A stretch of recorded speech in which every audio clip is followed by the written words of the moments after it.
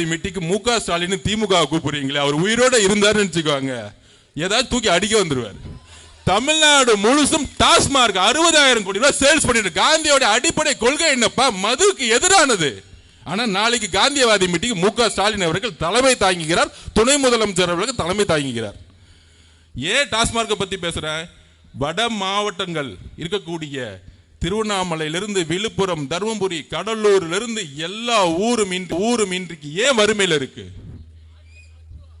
அதிகமான டாஸ்மார்க் 20,000 கோடி இருக்குமான சேல்ஸ் இங்க தான் இருக்கு. இந்த வட மாவட்டங்கள் தான் இருக்கு. ஏன் வறுமையில் இருக்காங்க?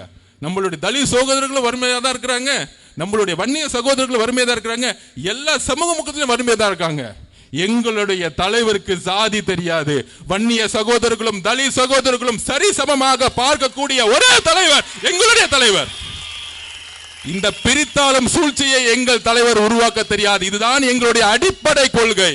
வன்னிய சகோதரர்களும் தலித் சகோதரர்களுக்குமான ஏழ்மையை தூக்கி எறியதான் எங்க தலைவர் வந்திருக்கார். அதனால தான் வட மாவட்டத்தில் முக்கியமா இன்னைக்கு மீட்டிங் போட சொன்னார்.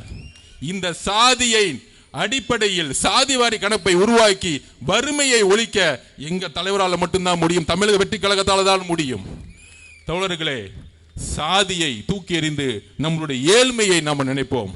நமக்குள்ள திமுக இது வரைக்கும் நம்மளை பிரிச்சு வச்சு ஏழ்மையை உருவாக்கி, யோசிச்சு பாருங்க. திருவண்ணாமலையில் வேலு இருக்காரு, 30 வருஷத்துக்கு முன்னாடி அவர் யாரு?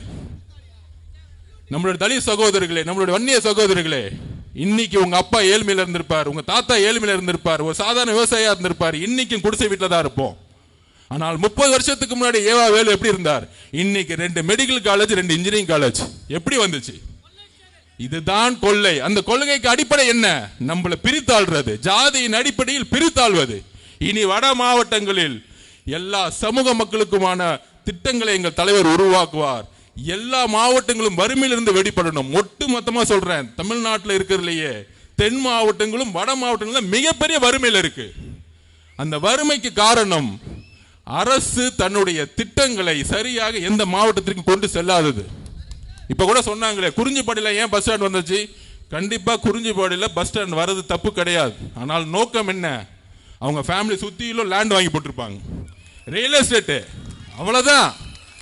அந்த லேண்ட் வேல்யூ ஏறணும்னா பஸ் ஸ்டாண்ட் கொண்டு போகணும்.